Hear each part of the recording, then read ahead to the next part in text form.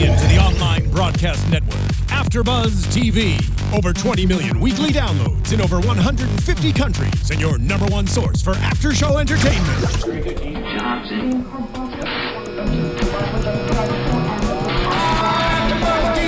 AFTERBUZZ TV, the destination for TV superfans. Producing aftershows for over 300 of your favorite TV shows. Interviewing celebrities and showrunners. And bringing you behind-the-scenes exclusives. All thanks to E! Entertainment's Maria Menounos, producer Kevin Undergaro, and internet leader Akamai.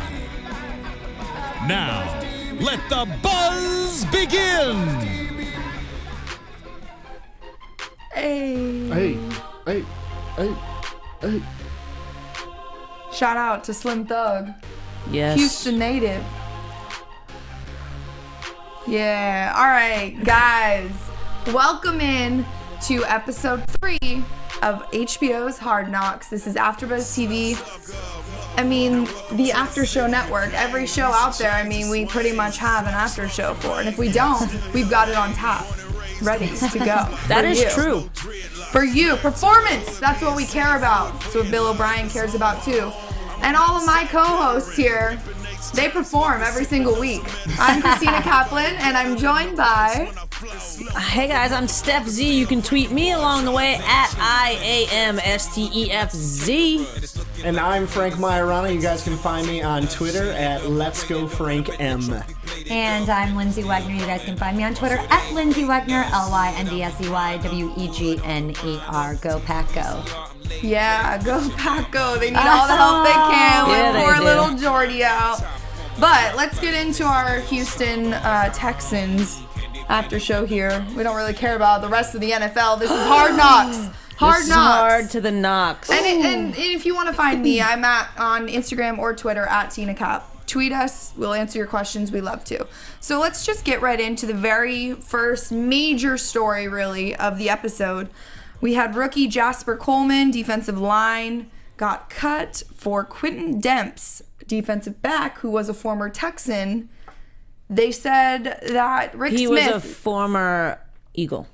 They said he was a former Texan. Oh, before that. Got it. Yeah. Sorry. So GM Rick Smith said they needed a DB more than a defensive lineman, and that was the main reason for that.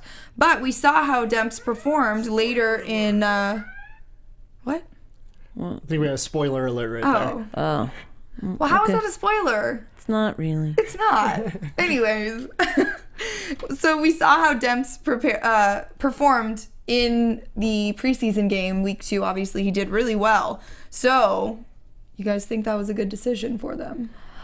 I think it was a good decision. I'm not gonna lie, I feel like we didn't get to know Jasper Coleman that much, but I guess that's really the big takeaway from that play for me was that sometimes you don't know, and these coaches have to make decisions and choices sometimes hard. I mean, I feel like this might have been an easier choice because they know Demps from previous and he's got a little bit more experience, but I feel like, it was the right decision because at times like this, you really just have to trust your gut, and that's kind of what they did. Well, I thought what was most frustrating watching that as he was getting cut was that the GM told him that he had done everything that they asked of him.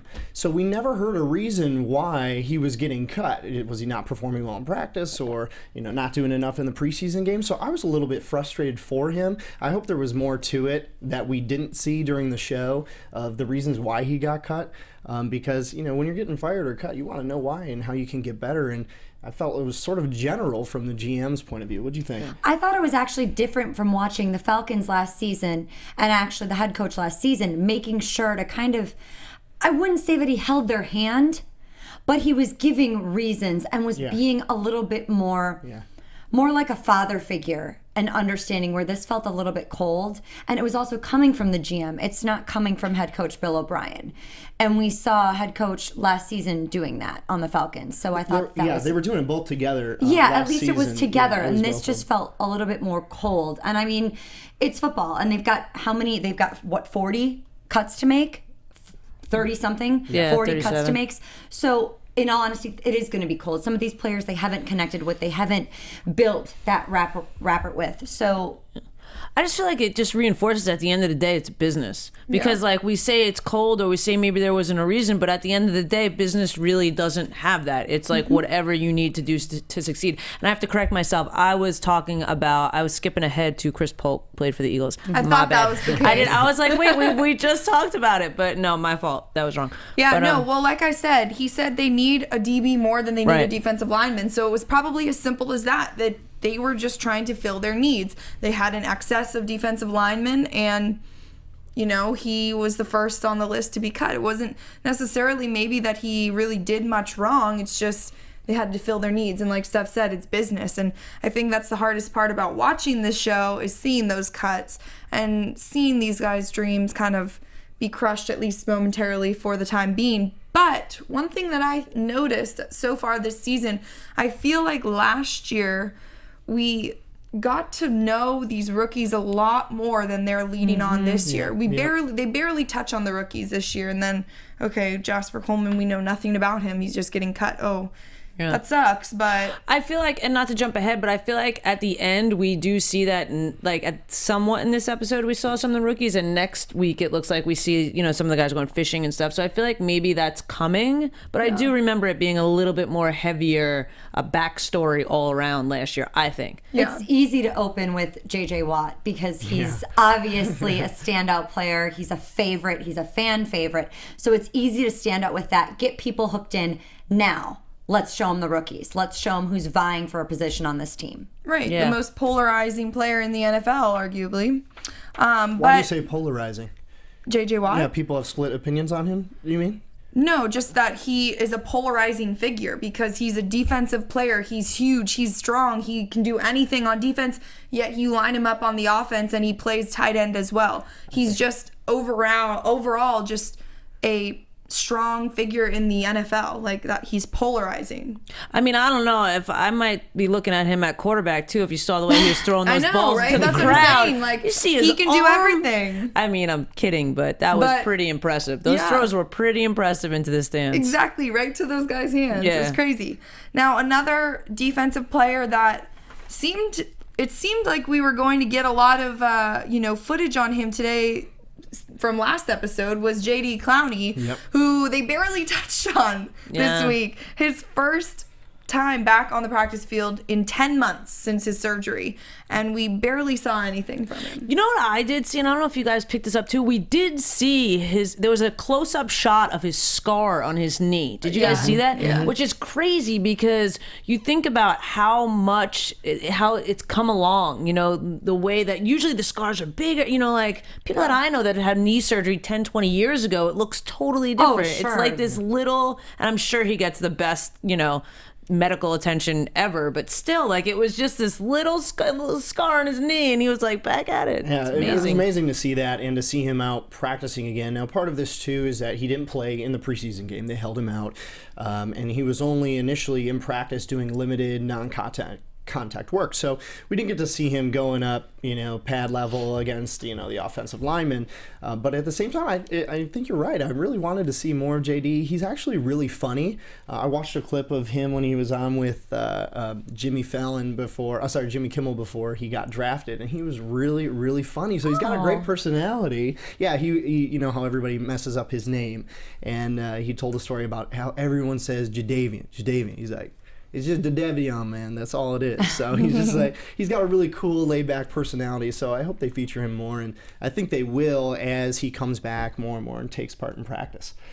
I wonder if it is like how we were saying last week too, like they don't want to show all their cards. Yeah. You know what I mean? Like they want to show that he's back and he's a part of the team, but to what capacity? Right. Yeah. Like, is his knee a little weaker? Is he at 100%? So maybe they don't want to see that. And I'm sure they're very cautious about what he does, period, too, because it's his first time back. I don't think they would hold him back from play calling and scheming simply because they have the TV show taping there. I don't know. It probably just depends on what they're showing on the show. They could be doing that. They're just cutting those scenes out. Yeah, that's true because too. I feel like a lot of the times the way that the show is edited is not misleading. That's too strong of a word, but you know what I mean. Like there could be a lot of things that we're not seeing just because of the way that they edit it. Yeah. And that is probably at the discretion of the Right. Or it could also be that management. those plays are going slower or whatever. Like they want it to be, I mean, as much as it is the best, I think, inside look at training camp, they want it to be entertaining as well. Right, right. And injuries are hard too because it's a lot of mind over matter. Think about when Derrick Rose came back from surgery and stuff. You're scared of doing that same thing again. Right. So when you're getting back on that field, you're afraid, what if somebody hits me? What if it does something to your other knee? So that's a whole mind frame thing. So like we said last week, it is a little bit, maybe we're holding back the cards a little bit just to not let anybody know that this may be something that this is a concern later on. Yeah. Talking about cards and poker, I mean, poker is a really fun game, but what's the most fun game that people play when football. watching football? Duh, fantasy football. If you don't play, you are missing out on quite possibly the most entertaining Frustrating. aspect of football season aside from the Frustrating. games. Yes, it can be very frustrating at times, but luckily you have DraftKings, the best fantasy website out there. And luckily we have DraftKings because they are one of our sponsors, and they're the reasons why you get to watch all of these wonderful after shows for free. Yeah. And this season, you could win bigger than ever. I hear the prizes, like you can win $2 million in a week. Over That's $10 crazy. million in prizes are going to be given away. I mean, I don't know how you could pass up on that. You can, and it resets every week, so you get to pick a brand new team every week. Which is you kinda guys- awesome. Well, I love that because So we when all you have our lose fantasy Jordy drafts. Nelson, Right. it's okay. I'm still... Well, luckily hurting. we still have a few more weeks of preseason, so you've got time to get in there, do your research, get your fantasy team ready to go, because this isn't fantasy as usual. This is DraftKings. Welcome to the big time. All right. And AfterBuzz TV, we have a little special offer for you. If you go to DraftKings.com right now and use the promo code BUZZ, B-U-Z-Z, you play for free for a shot at the $2 million top prizes. And yeah, in the week one Millionaire Maker. That's what it's called. The week I'm joining one today. Millionaire Maker. Yeah, I think I'm going to do it too, because if Why there's not? a chance for me to win $1 million, I'm not passing that up. Yeah, I'm especially not- when you get in for free too. Yeah. That's a great deal. Yeah, so again, enter BUZZ, promo code, and best of luck to you. Yeah, and I believe their site is DraftKings.com. So Yes. again, enter BUZZ for a free entry now at DraftKings.com. That's DraftKings.com. Guys, we're like giving you money here. We're giving you a We chance. We're doing it. Here's the lottery. Go play. And we want to know who your team is. Yes. So Yes. tweet us or YouTube or SoundCloud, iTunes. Let us know who your team is. Yes. We want to know if you're winning. Yeah. Now, No. we If don't. you're going to play with some IDPs, that's independent defensive players, like I did last year for the first time, someone you might want to pick up who I had last year, Mr. JJ Watt, who was demolishing running backs.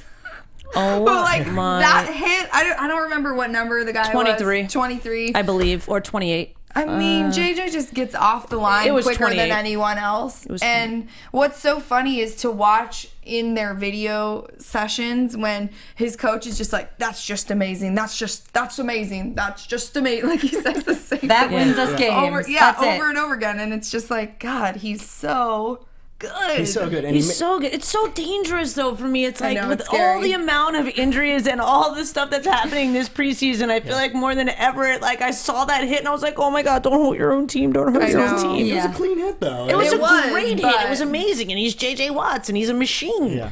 But it's your guy, man. I love how fired up they got, even though it's practice. You know, Yeah. there's so Yeah. much pride on the line. There's so much competition going on, and then JJ makes that tight end miss, just whoop by, and then Yeah. he slams Alfred Blue and makes him fumble. That was so baller. Yeah. Yeah. And, you know, that's why we love watching this show, because we get a chance to see that stuff, which we wouldn't normally get a chance to see on game day or any other day. What'd you think? Well, it's hard because we obviously know they practice separately and then come together. Yeah. These guys aren't getting along. This is a very offense and defense doesn't normally get along, but it's a nice inside perspective to see. We're not going to see those hits against the teammate and then high five and walk away and go, I did that. You know, we see a lot of Cushing. Yeah. Kind of given crazy talk to people and not everyone's so vocal about it. But it is nice to kind of see the teams, that rivalry kind of building up and getting to do it and know, hey, we're playing against other teams and we're going to go rock it now. I got J.J. Watt on my team. I got Alfred Blue on my team. I got Brian Hoyer on, and they're pushing for their own players because they're seeing what's going on in practice and they know what the other team's against. Yeah, and it's nice to see the mutual respect. Like you said, offense and defense are playing opposite of each other when they come together and they make great plays and they can look at their teammate and say, like, hell yeah, thanks for just crushing me. That was a great play because I know he's going to do it against another team and win us the game. And we saw some more mutual respect for a new guy that was introduced to us today, Easy, Uzama Wakachu. Uzama Wakachu. Yes. I spelt it phonetically in my Me notes, too. so I feel like that might be right. You sound really good saying this stuff. You've got it down. Yeah. I think it's the New Yorkness too. Wakachu. No, but he's a wideout for them. Yeah. And Brian Hoyer was saying, I think it was Brian. I think Brian Hoyer and Ryan Mallett both made comments about him, at how good he was and how good he was at running routes and how quick he is. And you saw that in those couple of plays that we saw in practice and also in the preseason game. And we got to see him go to the NASA Mission Control Center on their off day with a couple of the other guys. I mean, it's always entertaining to see these guys on their off days. Inquisitive. Yeah. I like that. He's Smart like, people another ask stupid questions. question. Another stupid Yeah, question. and they're not stupid questions. They were brilliant questions. Yeah. He's obviously very intelligent and interested. It is nice to kind of see them, what their interests are. Next week we see the guys getting into reading books and stuff. So it's nice to see them outside football. I thought it was just fun watching them spin around in that mini Zamboni. Yes. It was like a mini Zamboni. They were just like fishtailing thing. everywhere. But also this guy, we got to mention that his nickname, EZ, which was hilarious because in the locker room they're Shorts. like, man, your name doesn't have an E or a Z It in does, it. though. It has the Z is in his first name. Oh, that's true. Because I was That's thinking that when true. they were saying that, I'm like, it actually does have a Z, Yeah, but they it did doesn't have say an that. E. You are right with that, but Well, no, I know. I think it's hilarious. It was funny. All the guys are like freaking out because the name doesn't make sense at all. Right. But that's kind of, I don't know. It's kind of nice that it's like a random nickname, and he didn't even tell us why. Yeah. He didn't even tell us why he had. He didn't that have nickname. to. He was just good enough and fun enough and cool enough, and we'll just call him Easy. Yeah. Like, he just owned it. We're good. Easy. Yeah. Number 17. Love him. Love him. Next. I think maybe him and DeAndre will split some catches over there wide out. What do you think? He's fast. Yeah. He's super fast. fast, He and was he's running got some great great hands. routes. Mm-hmm. Something that is obviously very important. Yeah. Which, again, because their offense is going to need a little love, I feel like it's a very good thing. Like, we're starting to see it come together for them. Mm-hmm. Definitely. And somebody else who may start actually playing on the offense, but is not a true offensive player, our good friend, Charles James. He's a corner. They started running him a couple times with running back. He actually did really good. What did you guys think of his performance as a running back? That was so cool to see him play. I think, Steph, you said it during the show. She's like, this is so rare that someone can play on all three sides. He played offense, defense, and special teams. So yeah, go ahead. Go ahead. Well, I was just gonna say and he was actually pretty good. Watching him taking practice reps from the running back position, he was finding holes quickly, getting through them. He was pretty shifty too. He was. And there was a couple plays where I thought, he bounced that a little too far outside, but then he would find the hole and cut back in. And he has a pretty good instinctual feel for the position. And as a coach, you want that utility player. You want that player that can play anywhere, that no matter what you tell him to do, he's like, okay, coach, I got it. He's confident in all three positions. And we see a lot of him in the preseason game later. We see a lot of him on special teams making plays. And it's like, no matter where you put him, he wants to win. He wants to win his spot on the roster. And I really think because he's so versatile, he's definitely got a spot on the roster. Absolutely. I think when they pick it up that quickly, it's because of confidence. If you have that confidence to go in there and believe that you can do it and just knock it out, you're done. You're right. They're so versatile. There's no way that they could cut him. Yeah, no, he's too much an asset. Well, yeah, they need help at the running back position desperately. Right. So the fact that they have a guy on their team, they don't have to go out and sign another player. They don't have to, do some searching for free agents, whatever. They have a guy right there that they can insert in, just like they do with J.J. Watt every once in a while. And he has really cool socks. Yeah. Let's not forget that. Yeah. His sock game is sock guy. on fleek right now. Right. He's a unique guy. Oh, my God. You unfleeked it. I said it. I went... Hashtag yesterday. whatever. Haters I gonna love you. hate. I love you. And we saw a little bit more of J.J. Watt's maybe softer side, and a little sneak peek of the fact that he has his own little napping station set up behind all the jerseys with a state-of-the-art bed, the same one he has at home.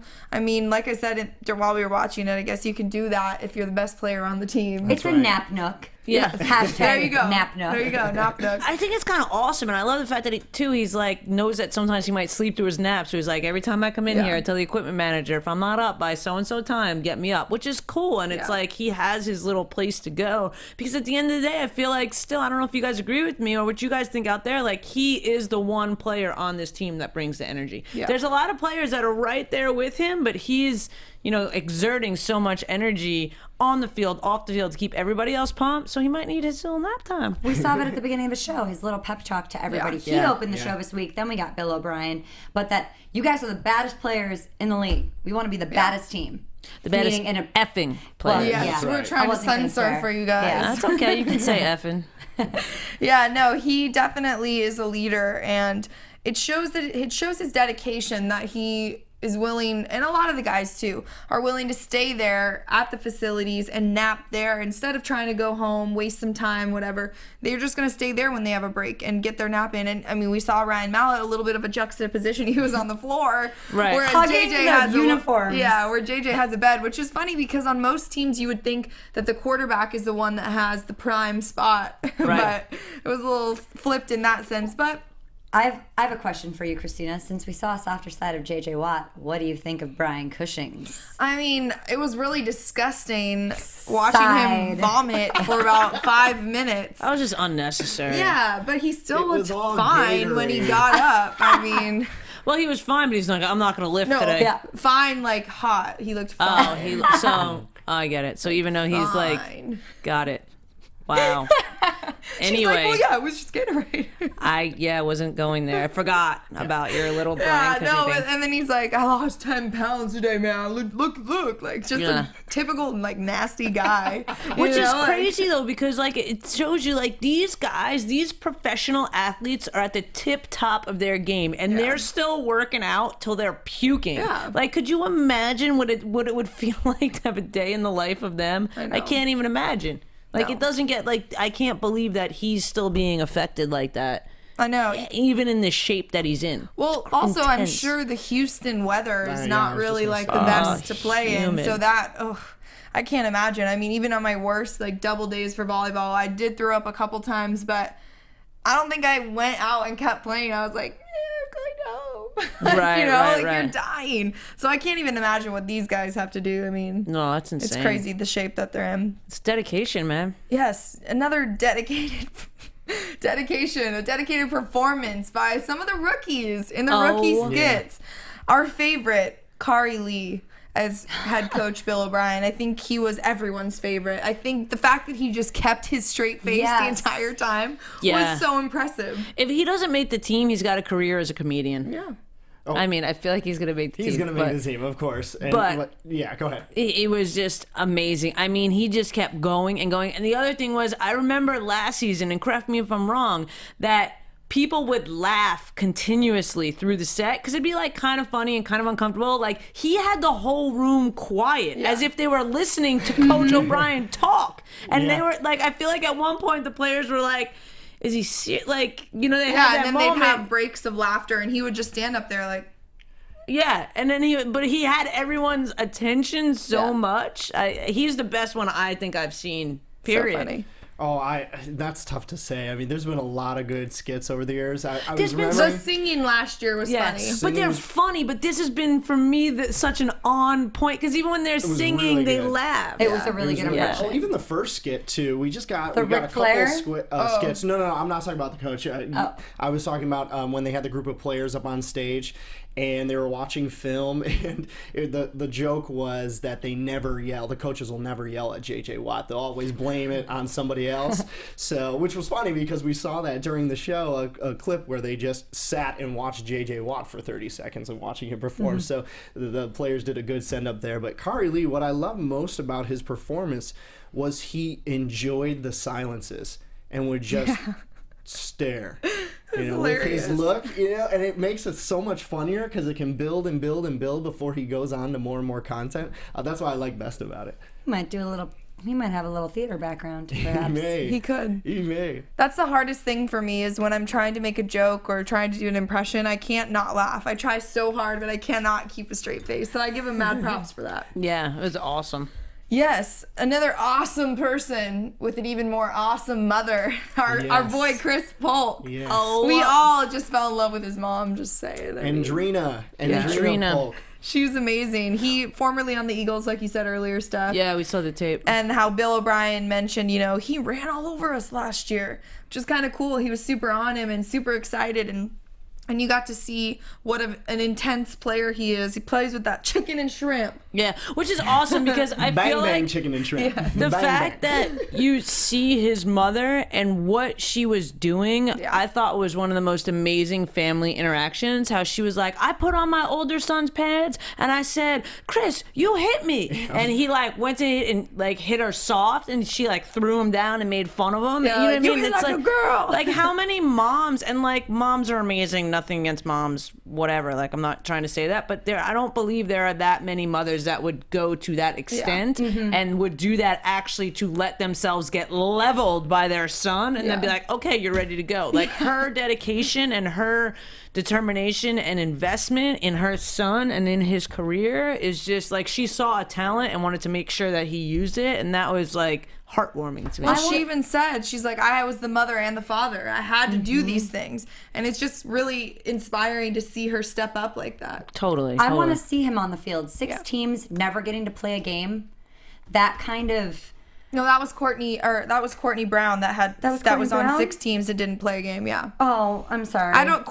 Chris Polk was only on the Eagles he was on the Eagles for I think 2 or 3 seasons, and now the Texans. Is on the Texans. Yeah. Okay. Just real quick about Chris Polk's mom before we switch. What I liked most about that was that it was a unique take on the family situation for these players. I can remember, going back to the Miami Dolphins, we see the wives and girlfriends on the sideline. I remember Jackie Long, who's gorgeous and sitting next to Lauren Tannehill in the stands and watching them play, which is great. It's always I always empathize with them because they're watching their husbands and boyfriends play, and there's nothing they can do, so they're nervous from the stands, and all they can do is cheer and hope for the best.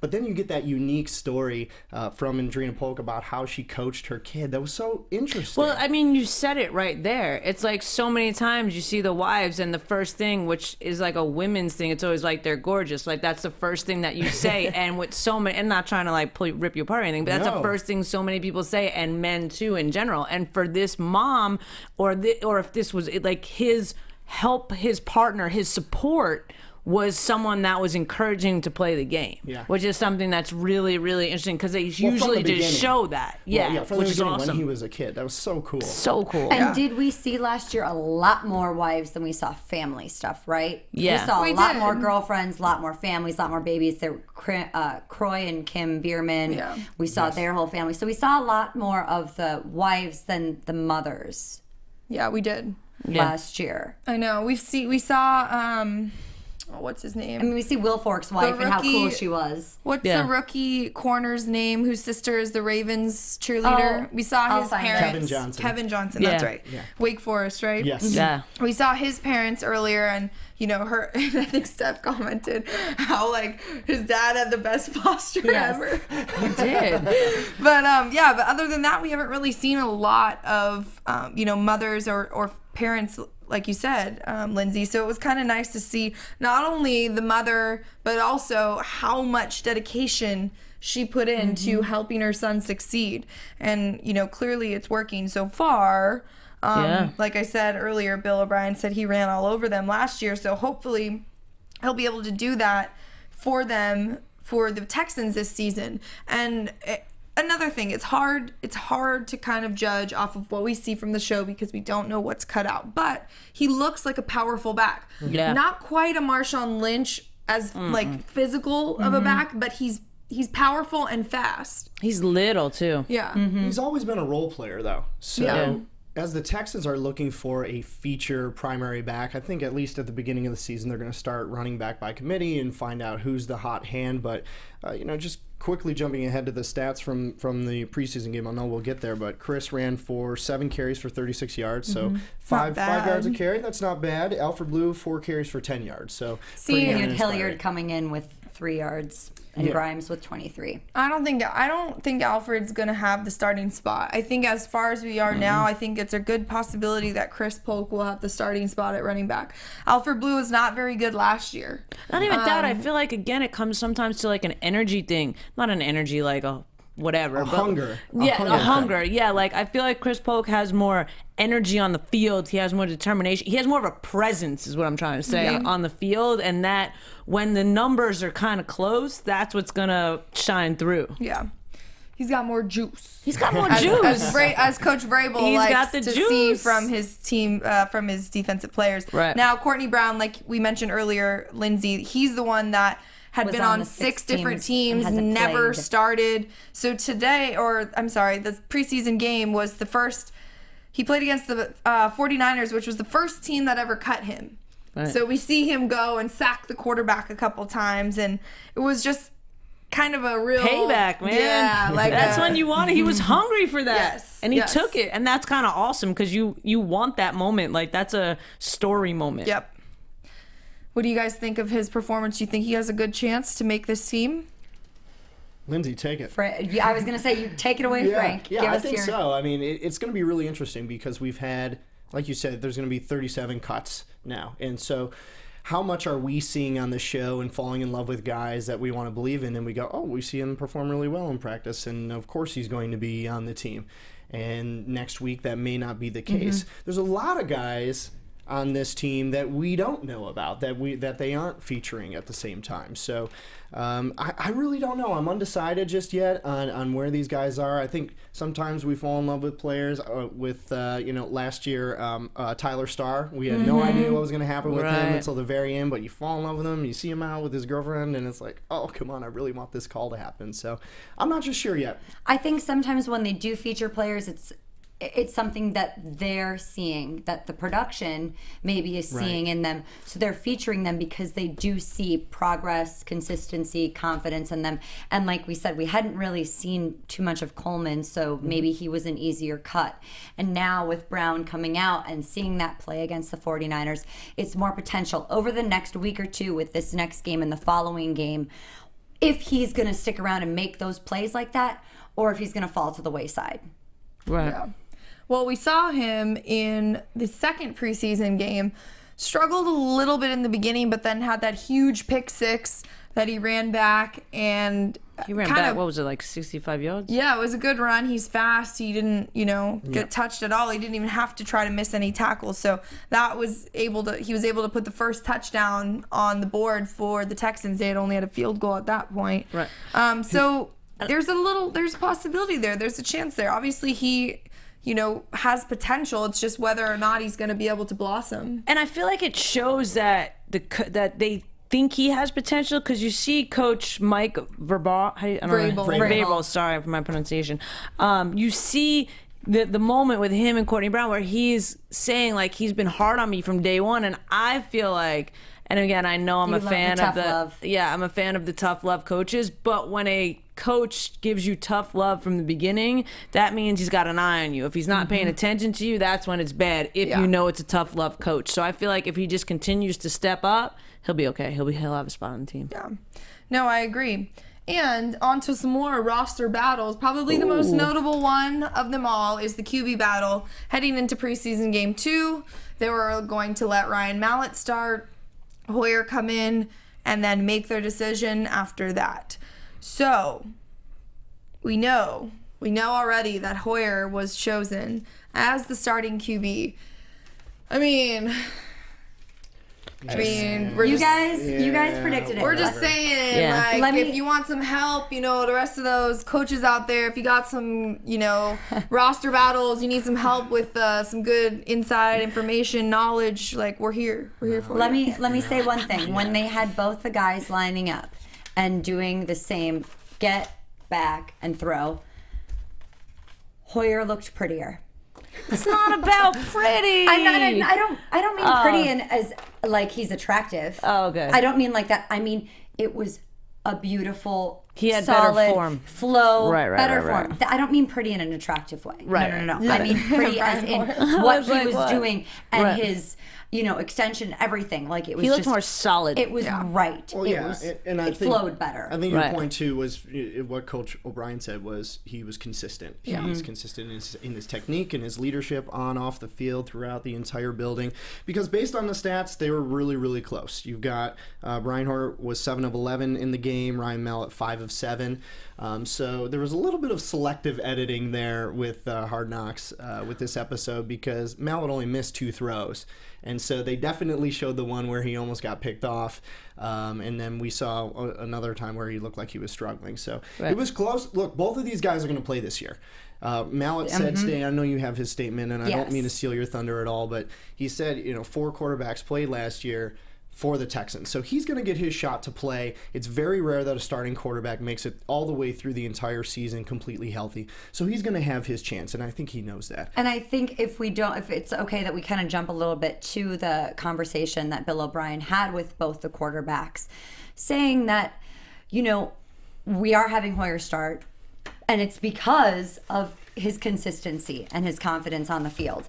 And he did say too, Mallett, you're going to play though. This isn't meant for Hoyer for you to like sit around and do nothing. Like you got to keep your spot. You got to hold yourself the entire time. And Mallett said that he was disappointed with this decision and a little bit angry, and he thought he did enough to deserve the job, but it was not seen that way. So he'll do what's best for the team. And I think that obviously PR, media, great. That's the best way he can handle this situation.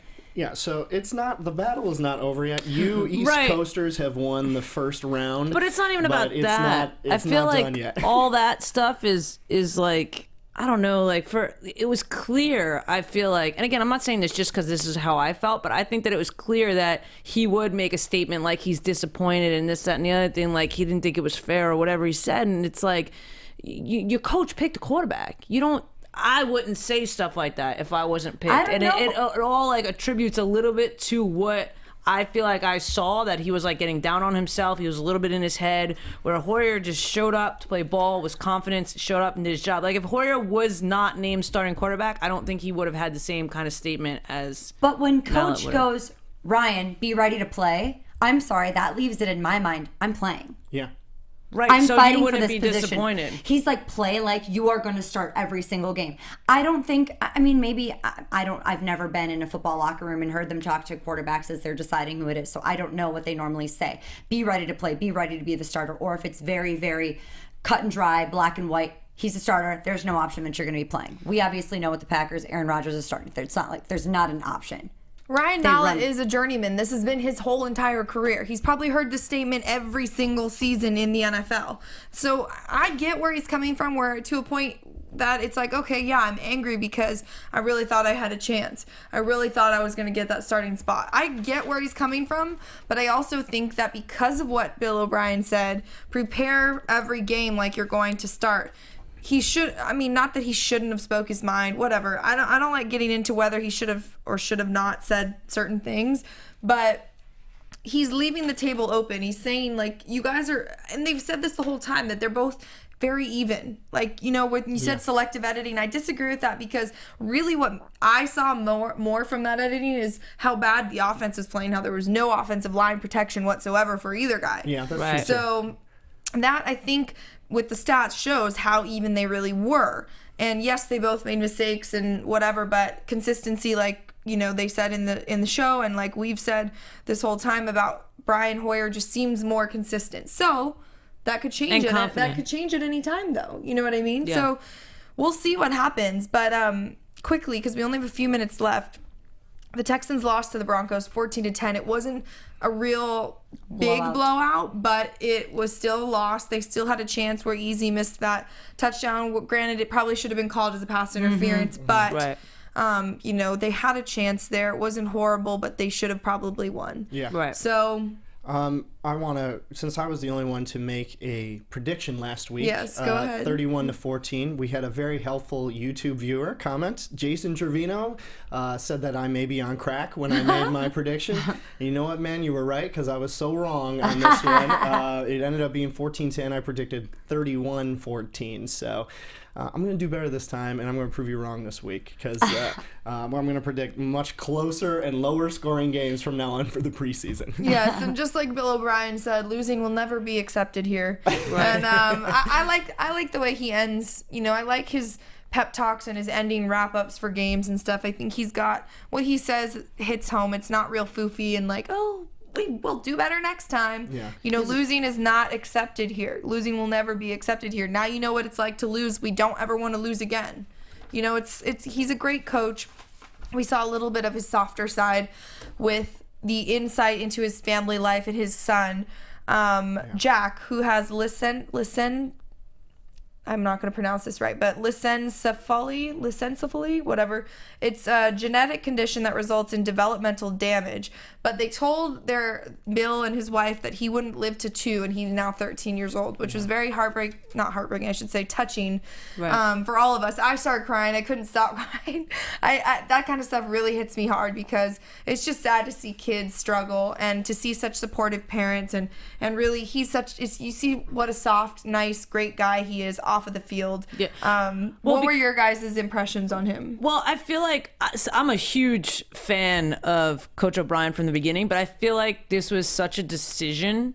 You know, it wasn't like, hey, we should include your stuff. You know what I mean? Like, I feel like he could have very easily said no. Like, he wanted them to be like, no, man, you would go shoot anyone else's home life. This is my home life, and it's normal for us, and we're all good. And for me, the fact that they live their life that way, and even his wife was saying he treats him like any kid, is amazing. And I feel like it's such a, you know, like I don't understand it because I'm not in that situation, but from the outside to understand what a loving and caring and amazing human being he is, and that he can turn it off and go home, and you know, like I'm super fan of him. I was talking with Steph before we started the show about the fact that this was part of his decision in going to Penn State.